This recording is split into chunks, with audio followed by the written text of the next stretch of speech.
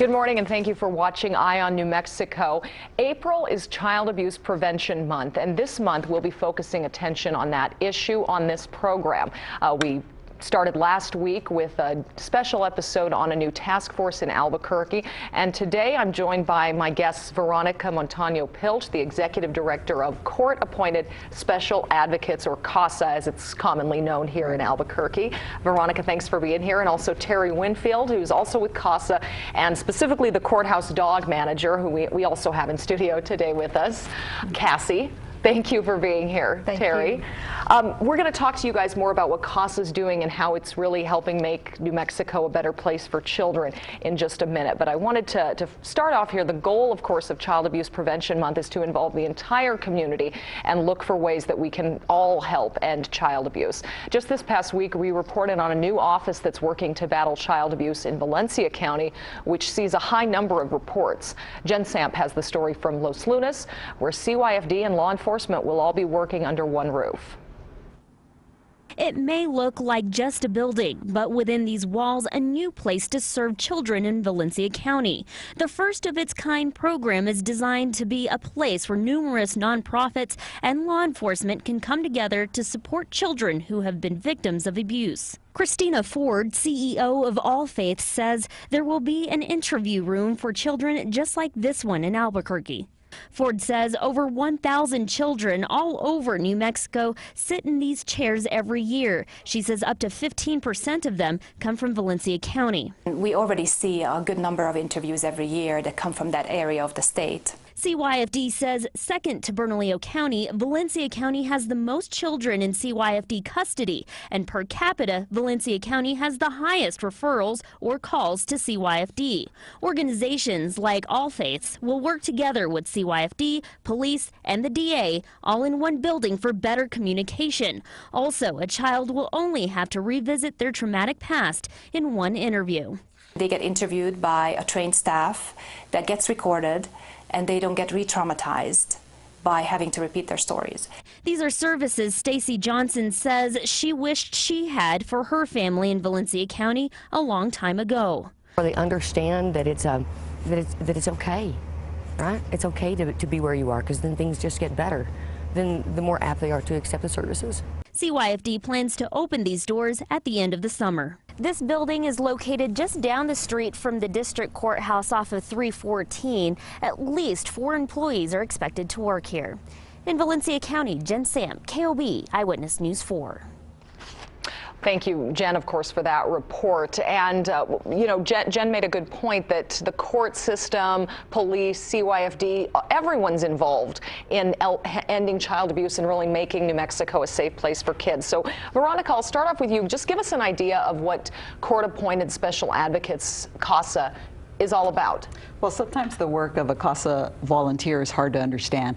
When a judge has said that yes, abuse has occurred in the family and a child is placed in foster care, we appoint a trained volunteer, an everyday citizen like yourself, to follow that child's case, to see what's happening in the community, what's happening in school, what's happening with the foster parents. And what that volunteer ultimately does is make a report back to the judge. So it's a way for the community to get involved. I mean, you talk about CYFD, it's a state organization. APD, city. We're a nonprofit organization that we depend on our funding, nonprofit. So we need people, everyday citizens like yourself, like I said, to go to our website and say, hey, not only will I call and volunteer, but I'll also throw some money at this, because it's in the news every day. Absolutely, and I had a friend who was watching the news stories earlier this year about Omari Varela. Of course, everyone knows that name now, the poor little boy who was killed in December, police say, by his mother. And we came to find out that he had quite a history of abuse in his family, and I think after that, a lot of people wanted to find a way to do something. So a friend of mine got involved with CASA. What struck me was it's a pretty intense volunteer experience, it sounds like. You know, a lot of hours, a lot of training. Right. It's 40, well, it starts off with that phone call. Someone calls and they want to give back to their community, and we put them through 40 hours of training. We do a background check. We follow them in the sense that they're assigned a peer coordinator, a peer coach, and Terry, not only is she our courthouse dog manager, but she's also a peer coach. So like your friend, friend is actually on her team, and she has that opportunity to call Terry and say, hey, this is occurring. Our volunteers are required yearly to have 12 hours of in-service, and it's intense. It's not for everybody, but it's a very rewarding experience. And Terry actually carries a case also, and she could really speak to what it's like to be a volunteer. Absolutely. I was gonna move to that because Terry, I know, is a volunteer as well and has been a volunteer. So tell us, Terry, what is that like? You know, from the moment you're assigned to a child, tell us about that process. You receive your case, you look it over, see who's involved, who all the parties are, who the kids are, and you find out where the kids are. You find out what the treatment plan is like for the parents and for the children, and you contact everybody on the case, and you have a separate point of view than everybody else. And we are basically the eyes and the ears of the court. We're appointed by the children's court judge to do this, so we report to them. I see. We're their eyes and ears. And what kind of cases are these children's families usually involved in? Could it be a custody issue, a domestic violence situation? Where do you end up, how does a child get into the CASA system, I guess? Well, CASA started back in 1982 in Seattle, Washington. There's 900 CASA programs across the country. And in New Mexico, there's about 16 CASA programs. And so what happens is it's strictly our program, Albuquerque CASA, is only if a child has been abused and neglected and is in children's court. We don't do custody. There are some programs across the country and state that do, but we're strictly if a child is in CYFD custody. So we have a really good relationship with CYFD, and we work close with them on that sense of what each of us need to do. We all have different roles, and I always like to think of ours as putting those puzzle pieces together. We sit because the judge gives us a court order. We're able to go and talk to the schools. We talk to the parents. We talk to the foster parents. There may be something in the file that says an auntie from 2 years ago was interested in a child, and now the child's been in care for 2 years. Maybe she's still interested. I see. You know, we would make a recommendation that that auntie be called. You know, and I'm learning more about CASA every day and what the volunteers do, but are you going into their homes, Terry, and seeing that home life, meeting the parents as well? How involved do you get as a volunteer? You get fairly involved. We're not a big sister, big brother type organization. We're there for the child. We advocate for the child, but we investigate from all different points of view. So we visit the child in the foster home, we visit the child at school, we talk to the child's therapist, we do talk to the biological parents as well, and just investigate it from one end to the other, trying to gather all the information that we can so that we can give a really good report to the judge. In Jen's story, we saw them talking about how sometimes children who are the victims of abuse have to give interviews to police, to different people, and in that particular story, she was talking about how limiting those reliving of traumatic incidents is important. Do you talk to the children about the abuse they've suffered specifically? No, we don't. That's not our job. If they disclose something to us, then we have to report that. We're not their counselors, we're not their therapists. We are just there to find out the facts and make sure that they're receiving all the services that they need. That school is going well, therapy is going well, foster home is going well, all of those things. We're just a separate set of eyes on it. That's what it sounded like. You know, you mentioned you're going to school, the foster home. They have their teachers, they have their foster parents. So, you know, the idea that we're seeing is there's supposed to be all these people looking out for kids. Why is another set of eyes important? We are objective. We are looking at it from the outside. We're highly trained, so we know exactly how the system is supposed to work. And we are there to keep kids safe and to make sure that they find a safe and permanent home. Excellent. And I know, again, that you are volunteers and advocates for the children and not necessarily lobbyists to the state legislature and situations like that. But we've seen examples over the years where families have tried, or the systems, the government systems have tried to keep families together. Are you guys focused on that, reuniting children with their families, or is it just really whatever is in the best interest of the child? Well, a lot of times it's in the best interest of the children to be returned to their family. It's not about, we don't come in and advocate and say this child has to be away from their family. I see. Families have a lot of strengths. They love their children. They want to be with their children. They just at our crisis point, and they need that assistance. So when we're looking at it and our volunteers are out there, they look at the parents also. Are the parents getting the treatments they need to get? Are they getting alcohol abuse, substance abuse counseling? Are they getting any other kind of counseling? Do they have housing? So it's a whole looking at a picture. It's not, we're not coming in there and saying, oh, all children need to be yanked out of their home and be placed in foster care and be adopted and take ballet lessons. No, what is the best place for a child? It's with their family. And if that could happen and they could be safe, then that's what we're going to advocate for. If they can't be safe, then we won't advocate for that. Absolutely, and you make a great point that while a police officer may know what's going on in a situation with a family member, and the school may see the child every day, your volunteers are kind of seeing this from all sides and all angles. Right, and because we're appointed by a judge and we have a court order that lets us do that, then we can look at the APD records. We can look at CYFD records. We could go to the school and look at those records. We could go to Walgreens and see, oh, this child was supposed to get off of this drug, but we're seeing they're still on this drug. We'll make a recommendation that they not be on it. So we're able to see the whole picture and put all those puzzle pieces back together and make our recommendations. These are volunteers that again, we're going to get into the amount of training you guys go through for this, but you know, before they get into this program, they're regular citizens, as you pointed out. They're not people with expertise in child abuse or child welfare or anything like that, social work. It's interesting that the court would give the authority to these regular citizens to get so personally involved with kids' lives. Obviously, there must have been a history of this working in places.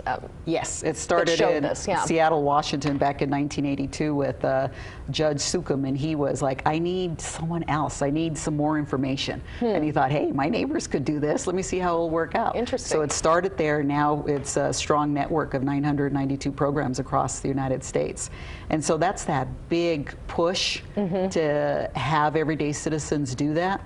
And one of the things a lot of times I tell volunteers is, you bring that innocence. And in Spanish, there's a term, in boca cerrada no entran moscas. In a closed mouth, flies don't enter. So a volunteer sometimes has to sit around going, finding out information. And then el que no llora no mama. He who doesn't scream doesn't eat. So a volunteer has to balance that being quiet and listening, and then knowing when to speak up and fight for that child in court and in the community. Interesting. And how many volunteers does CASA have roughly right now? On average, we range from 80 to 100 because it's such an awesome responsibility, but it could be difficult. We volunteers usually spend about 10 hours a month working on their case, depending. We usually try to only assign them one child, but sometimes a family has 2 or 3, and we don't want to have too many volunteers on that one case. I see. So I think it's really important for us as we build our base is to not only increase our number of volunteers, but our funding. Albuquerque CASA used to be run by the court, and in the last 2 years it's become a nonprofit. So that opens up that opportunity to really grow and serve all of the children. We're only serving 290, and there's roughly about 700 in Bernalillo County. So we have a way to go, and it's just really important when the community, when you read the story like Omari and you're looking at the newspaper and you're thinking, what can I do? Is there anything I can do? Yes. You know, you could go to our website at casaabq.org and volunteer. You could give us $10, $5, $1. You know, there's how many people in Albuquerque? 900,000? Yeah, that'd go a long way. Everybody give us $1, we'll be okay. Yes, well, Veronica and Terry, we're going to take a quick break, but when we come back, we'll talk a little more about that volunteer process. Stay with us, we'll be right back. Welcome back. We're talking about court-appointed special advocates this morning, which takes a case of children who are suffering from abuse or living in situations involving abuse. And as we've been talking with Veronica and Terry this morning, they're interested in advocating for the child, really getting to know that child and making sure that the child's best interests are watched out for. Terry, I wanted to pick it up with you. We were talking before the break about just the extensive process to become a volunteer with CASA, and it's a very emotionally intense volunteer experience. What would a person who is looking at this and thinking about maybe volunteering, what should they be prepared for? It begins, like Veronica said, with a phone call to the office. There's an interview process that you go through, background checks, and then the training is 40 hours, and it's very intense training. It can't teach you everything that you need to know because you don't learn that until you're out there doing it. Once you finish your training, there's a continuing education requirement of 12 hours a year. As soon as you're assigned your very first case, you also have a peer coach, which is an experienced volunteer who helps you through the process, through the system. They don't work the case for you, but they help you along the way, give you advice on, well, maybe you could ask this person that question, or just give them some guidance. So they're not out there all by themselves. Yeah, and I mean, as a volunteer, you're working with, there are quite a few expectations on you. You are checking in with schools, as we mentioned, checking in with the families, the parents, foster families, and then you're reporting back to a judge. And tell us a little bit about that process. Veronica mentioned 10 hours a month on average spent working on a case. What do those 10 hours entail usually? Like you said, it entails all those different interviews, putting the pieces together, and about every 6 months there is a court review, and we write a report at that time for the judge, and we give our recommendations. We update the judge on what's being done and what's not being done, both with the parents and with the children. So that's our communication with the judge, that once every 6 months, and they really depend on our opinion.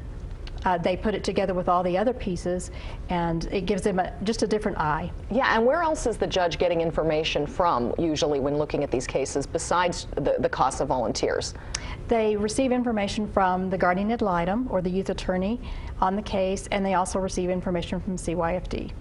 And the parents have a lawyer, respondent's lawyer. So there's a lot of lawyers in the room. Yeah. You know, CASA is sitting out a little to the side, and a lot of times we take our courthouse dog, Cassie, to help everyone feel a little more comfortable. So it's just there are a lot of lawyers in the room when you're presenting to the judge, and a CASA volunteer is there.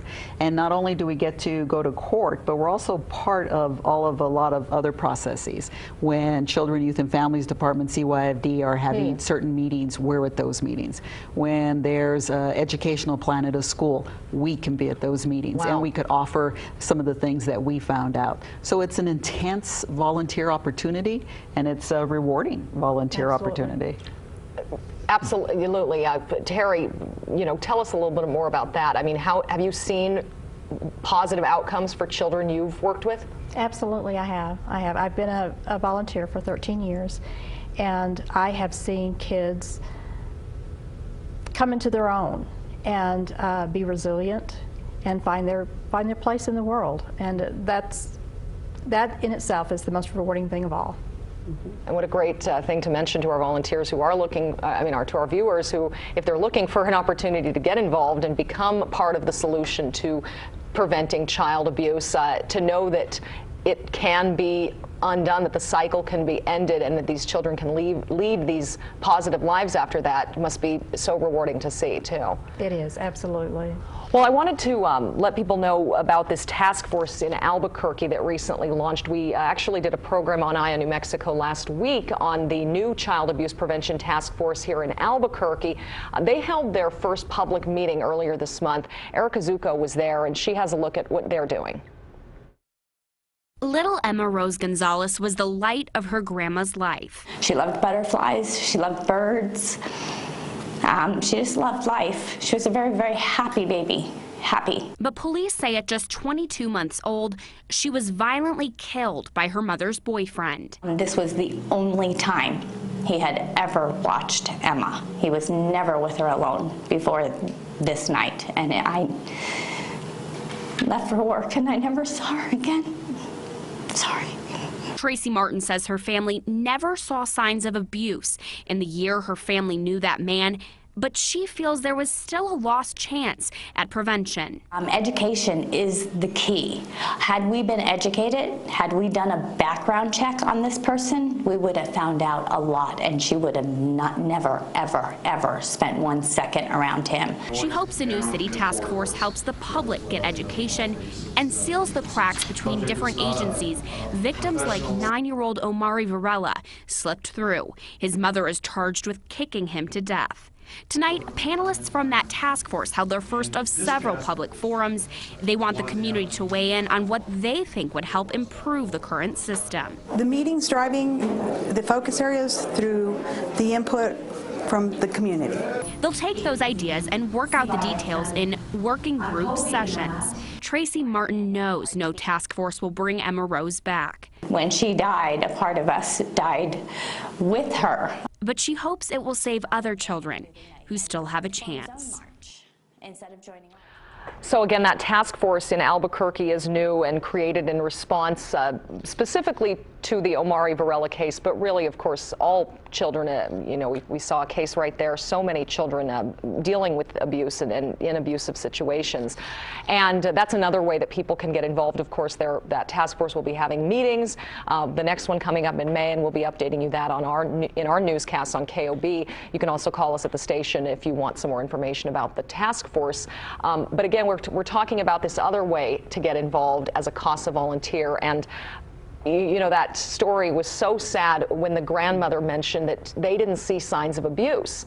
And you point out that, you know, people miss things, and having that extra pair of eyes on a child's situation can often be so helpful. Right, and you know, you think of that grandmother situation in Omari, a CASA volunteer wouldn't have been there yet. Right. It would be after the judges said, yes, abuse has occurred. And it's great that there's task force and that the governor came out with some certain plans, and that's all important things to change. However, we need to do something right now. And being a CASA volunteer and being part of our program, you get to do something right now. And we're established, we're out there looking for the best interests of children. All of the other entities are too. You know, CYFD, there's APD, there's therapists, there's Peanut Butter and Jelly, a lot of people know of that, La Familia, all these organizations. And we're the only organization that is tasked to do this type of work. And I think that's very important to make that distinction of what we can do. It allows people, you know, your grandmother, your friend, someone next door, to get involved and do something, and not just read the paper and say, you know, that's really sad. You could really do something. And I think it's also interesting that as a CASA volunteer, because you are given access to the child's school, the child's parents and family, you may learn something about what's going on in New Mexico that the rest of us reading the news, may not know about. You know, for example, a lot of the problems are drug related. They're poverty related, they're mental illness related, but I imagine, Terry, that when you go into a child's life and you see their world, you're exposed to something that you wouldn't see if you weren't a CASA volunteer. That's so true. That's so true. Some unspeakable things have happened to these children, and you know, you have to kind of take a step back, and you have to do self-care. When you're a CASA volunteer, you have to do self-care. You have to kind of take a step back and look at it objectively and think clearly about how can I best advocate for this child. And you mentioned objectively, which I think is a great point to make. You're not there to judge the child's family. You're not there to judge the situation. You're there to really be objective and look at what's best for the child. Absolutely. That's key. That's our only, I mean, that's what drives us, what is best for the child. And you know, before we run out of time this morning, and if people are interested in volunteering, let's talk a little bit about the type of training that you would get so that you know, as a citizen, a regular citizen, you know, I have my own kids, but how would I know what's best for a child? You receive that in training. We go through some psychological issues that children have and parents have. We go through the system, teach you how the court system works. Sure. And developmental stages of a child's life. There's just So you an enormous amount of training. You're really learning a lot about where a child maybe should be in their developmental process.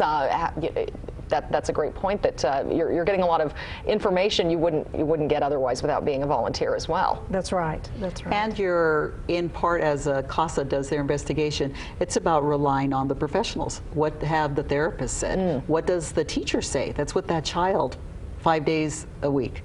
It's really looking at all of those. It's not about us giving so much information to a CASA volunteer that they're never going to diagnose anything. That's not their role. Sure. Their role is to look at all of those pieces and find out what is best for the child and make their recommendations off of other people's professional opinions. And report that back to a judge.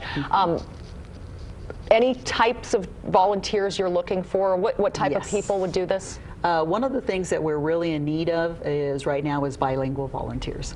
Males and bilingual volunteers, that's really important. Being in New Mexico we have a lot of Spanish speakers, and it's just very important to have that, and we don't have a lot of that right now. Well, excellent. Well, and we're all the programs are always looking for men. It seems like they are a little bit more reluctant to volunteer sometimes, but you can do so much good for the children of this community. So if you want to get involved with volunteering for CASA, you can contact us here at the station and we'll hook you up with more information. I want to thank Veronica Montano-Pilch and Terry Winfield from CASA for sharing the information about this program with us today. Thank you very much for having us. Thank you both, and we'll continue to explore this issue and look at ways that we can all help prevent child abuse and keep children safe in New Mexico. So keep it right here for another Eye on New Mexico next Sunday.